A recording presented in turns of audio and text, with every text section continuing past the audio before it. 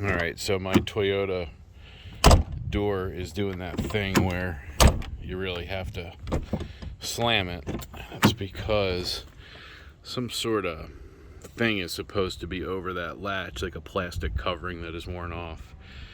And it's anywhere from 100 to 150 for a new door mechanism. So I was thinking about using the back one. You can sort of see the plastic on there where it's breaking off up inside there. And it's probably the same, but I think I came up with another idea. I had some of this this PEX, 3/8 PEX, and I don't know, it looked like it would fit in there, so I cut a little piece and cut a slice down it.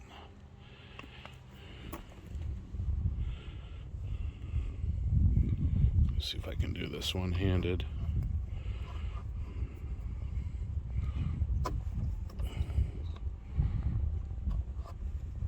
There we go. It goes on there. Let's see what happens.